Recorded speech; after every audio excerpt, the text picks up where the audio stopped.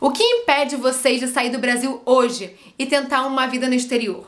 Porque assim, eu sei que muita gente vai começar a falar, ai, porque o meu emprego, entendeu? Meu emprego é muito bom, então eu não posso largar o meu emprego agora. Ou, ai, porque eu não tenho dinheiro.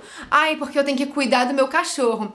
Ah, porque eu tenho filho. Ah, ou porque eu tenho que cuidar dos meus avós, eu tenho que cuidar dos meus pais. Ou, ai, eu não consigo agora porque senão eu tenho uma casa pra sustentar, sabe? Eu tenho que pagar um aluguel. Então assim, é óbvio que cada pessoa vai dar um motivo diferente. Só que eu quero que vocês se perguntem se esses motivos são reais, eles realmente te impedem de sair, ou são motivos que você usa como desculpa pra não realizar os seus sonhos. Por quê? Porque muita gente, por exemplo, quando fala, eu não tenho dinheiro, é porque não tem dinheiro porque não está juntando dinheiro ou porque acha que é tão caro que nem começa a juntar dinheiro. Então, assim, muitas vezes as pessoas falam, eu não posso porque eu tenho filhos. Cara, o que eu conheço de gente que veio pro exterior com filhos, sabe, assim, só com passaporte brasileiro, existe. Ou, porque eu tenho os meus pais, eu tenho que cuidar dos meus pais. Isso é uma necessidade que os seus pais têm ou que você se atribuiu porque você acha que você tem que fazer isso porque eles fizeram por você. Porque, assim, é muito importante que vocês tenham noção, gente, que é muito fácil a gente dar desculpas e criar barreiras pra não realizar nossos sonhos. Porque é mais fácil, porque aí a gente não precisa se culpar. Porque é mais fácil culpar a mãe e o pai, que você tá cuidando deles, é por isso que você não pode sair do Brasil. Porque, né, tem a mãe e o pai. Mas tá, e se a sua mãe e seu pai não precisassem de você, você sairia do Brasil? Se essa fosse a sua barreira, se você não precisasse cuidar da sua mãe e do seu pai, você sairia do Brasil? Sim ou não? Ou você criaria outra desculpa? Não, agora eu preciso cuidar dos meus avós. Tá, então é isso que eu quero que vocês entendam. Porque é muito fácil as pessoas olharem pra vida de quem mora no exterior e falar, nossa, que vida fácil, olha como é que ela viaja tanto, olha como é que ela ganha muito dinheiro em Libra, nananã. Mas assim, eu fiz as minhas escolhas e não tô dizendo que são escolhas fáceis, não tô dizendo que eu sou 100% feliz com as minhas escolhas, porque é óbvio que eu fico triste quando eu não vejo a minha irmã dançando lá quadrilha pela primeira vez. É óbvio que eu fico triste quando eu não vejo meu irmão atingindo o objetivo dele. É óbvio que eu fico triste quando eu não vejo o meu pai comemorando a festa de 50 anos dele. É óbvio que a gente fica triste aqui, a gente não fica 100% feliz. Uhul, tô aqui no exterior. É óbvio que a gente não fica 100% feliz o tempo todo. Mas a gente tem que ter noção de que as escolhas que a gente faz nos levam pros caminhos que a gente quer ir. Então, assim, a minha escolha foi viver aqui no exterior, mesmo com todos os contras. Porque é óbvio que tem os prós, e os prós todo mundo conhece. Mas tem os contras que nem todo mundo consegue lidar bem com os contras. E é essa pergunta que eu quero fazer pra vocês. Vocês depositam essa desculpa de que vocês não podem sair do Brasil em outras pessoas ou pelo medo que vocês têm de sair e não dar certo? Vocês colocam essa desculpa, eu não posso sair do Brasil porque eu não tenho dinheiro. Mas tá, e aí? Se você juntasse dinheiro e tivesse dinheiro, você iria? Ou você teria medo de ir, não dar certo e ter que voltar pro Brasil como fracasso? E aí, outra coisa também é muito importante vocês entenderem que quando a gente sai do Brasil, a gente sai sem nenhuma certeza. Eu e todo mundo que saiu do Brasil saímos sem nenhuma certeza. Eu não tinha certeza se eu ia conseguir emprego na Inglaterra ou não, não tinha certeza se eu ia me adaptar ou não. E uma coisa muito importante que quando eu entrei também no avião e eu pensei foi, se não der certo, eu volto. E eu volto de cabeça erguida porque pelo menos eu tentei. Isso, gente, é muito importante, porque a diferença de quem tenta, não consegue e volta e dá a volta por cima é porque não interpreta a tentativa como fracasso, mas sim a não realização como fracasso. Então, eu vou explicar melhor. Por exemplo, eu vim pra Inglaterra, né, pra aprender inglês. E eu me adaptei e estou na Inglaterra há 3 anos. Mas vamos dizer que eu tenha saído do Brasil em 2015, tenha vindo pra Inglaterra e depois de 3 meses eu tenha achado um uó, não tenha gostado e tenha voltado pro Brasil. Aí muita gente vai falar, nossa lá, foi pra Inglaterra pra morar e não conseguiu, voltou, nananã. Mas eu não interpretaria como fracasso. Eu interpretaria como eu fui, tentei, não gostei e voltei pro Brasil. Só que o que muita gente faz é nem tentar. As pessoas têm medo de tentar, têm medo de fracassar e têm medo de voltar para a realidade e se confrontar com os julgamentos de outras pessoas. Então, assim, é muito importante, gente, que vocês se perguntem. Eu não quero ir para o exterior. eu quero ir pro exterior, mas eu não estou indo para o exterior porque eu realmente não posso, não tenho como mesmo, ou porque eu tenho medo de não dar certo, eu tenho medo de fracassar, eu tenho medo de voltar e as pessoas me julgarem. Eu queria contar pra vocês uma história muito legal que aconteceu comigo em 2016, nas Olimpíadas do Rio, porque eu acho que essa história tem tudo a ver com essa questão do que eu falei no começo do vídeo, que é todas as experiências que você vive na sua vida agregam pra transformar quem você é hoje. Então, assim, todas as experiências, desde ser publicitária, trabalhar com eventos, ser babá, ser bartender, ser garçonete, todas essas experiências agregam e transformam e me moldam pra ser a pessoa que eu sou hoje. E essa história aconteceu nas Olimpíadas do Rio de 2016. Bom, eu basicamente voltei da Inglaterra em 2016. Eu fiquei lá por um período de 10 meses, então eu fiquei de maio de 2015 até março de 2016. Voltei pro Brasil e eu tava decidida em 2016 a trabalhar nas Olimpíadas do Rio. E aí, nas Olimpíadas do Rio tinha eu fiz várias entrevistas, mas tinha uma vaga que era pra gerência de vendas na loja oficial das Olimpíadas.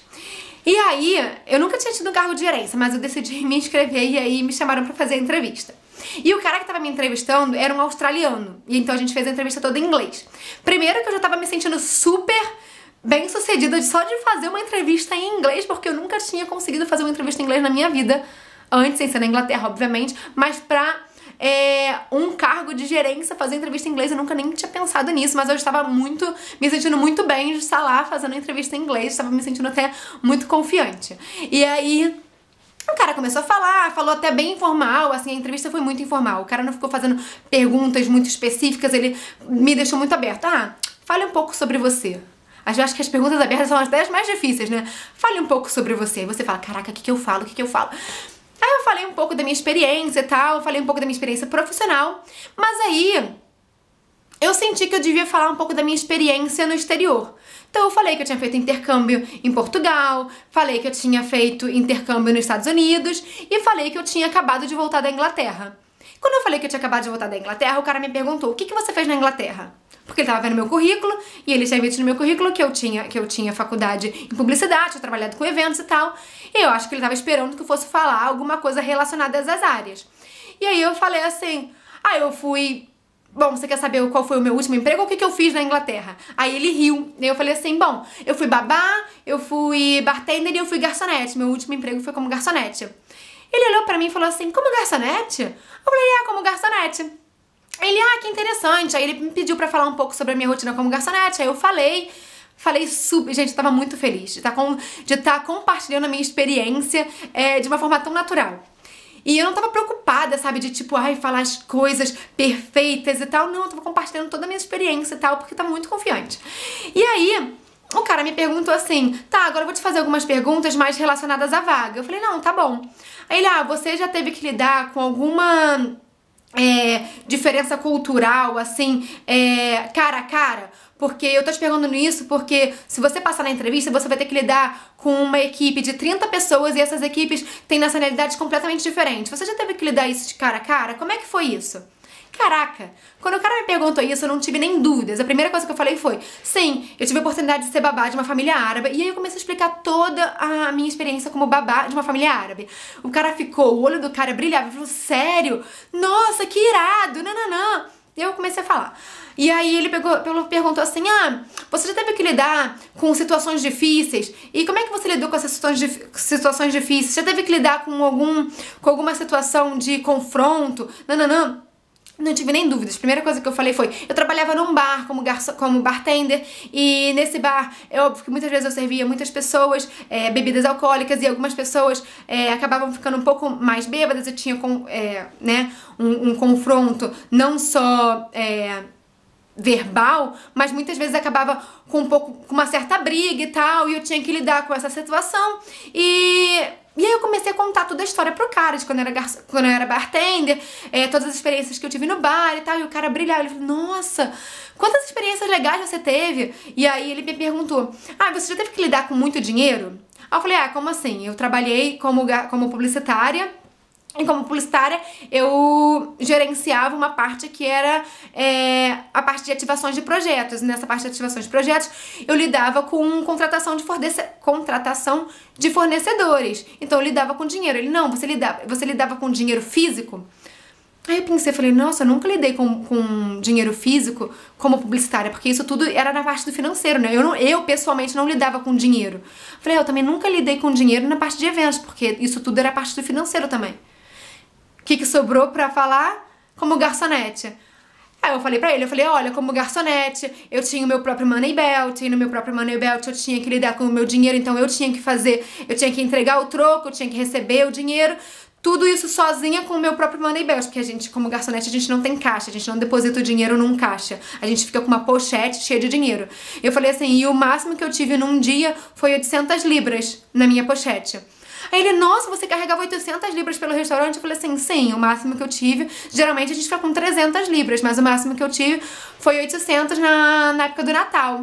Aí ele ficou, nossa, quantas experiências legais e tal. Óbvio que depois ele me perguntou um pouco mais das minhas experiências como publicitária, um pouco mais das minhas experiências na área de eventos e tal, mas quando eu falei das minhas experiências, que foram completamente fora da caixa, que ele nem esperava que eu fosse falar isso, ele viu em mim uma pessoa que tinha total noção de diversidade.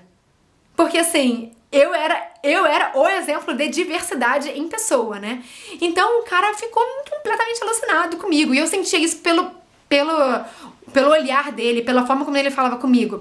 E depois de 2 semanas eu recebi a resposta que eu tinha passado, eles me convidando para trabalhar na loja oficial, né, das Olimpíadas, mas eu não aceitei. Porque depois eu tive a oportunidade de fazer outra entrevista. Eu recusei, mas eu não tinha nada em vista. Mas eu tinha certeza que outra coisa ia aparecer e ia ser muito melhor. E aí, eu tinha certeza, não sei, brotou esta sensação em mim. E eu recusei essa oportunidade. E uma semana depois que eu recusei a oportunidade de trabalhar como gerente de vendas, surgiu a oportunidade de fazer uma entrevista para trabalhar como host da Adidas nas Olimpíadas. E eu fiz a entrevista e tal, fiz a dinâmica, toda em inglês também, e passei. Cara, a minha sensação quando eu recebi a notícia de que tinha passado pra trabalhar na Adidas foi tão grande, mas tão grande, que eu falei, valeu a pena ter feito inglês, valeu a pena ter aprendido inglês, valeu a pena ter feito todas essas experiências, ter feito todas essas coisas na minha vida, sabe? Tudo que eu vivi hoje valeu a pena ter vivido, porque contribuíram pra quem eu sou hoje, pra eu poder ter a atitude, né, o comportamento que eu tive nas entrevistas que eu fiz. É óbvio que cada momento da nossa vida, as nossas escolhas mudam, os nossos sonhos mudam, o nosso comportamento muda, porque a gente vai mudando ao longo do caminho, né, com tudo que a gente vai aprendendo. Então eu acho que a diferença aqui no exterior é essa, assim, não existe um fantasma do diploma tão forte quanto no Brasil. E eu acho que por isso muitas pessoas têm essa necessidade de sair do Brasil para tentar ser um pouco mais livres nas suas escolhas. Então, assim, por isso que eu digo, entenda se essa é realmente sua necessidade, e se for, vem com tudo, e vem com muita motivação, e vem pra botar a mão na massa mesmo. E venha pra sair da zona de conforto. Nunca fique na zona de conforto, sabe? Porque assim, você vai sair da sua zona de conforto, vai passar por um momento de turbulência, e aí, num momento, você vai chegar numa outra zona de conforto. Mas tente não ficar nessa também. Tente sair dessas zonas de conforto pra você estar sempre aprendendo coisas novas, sabe?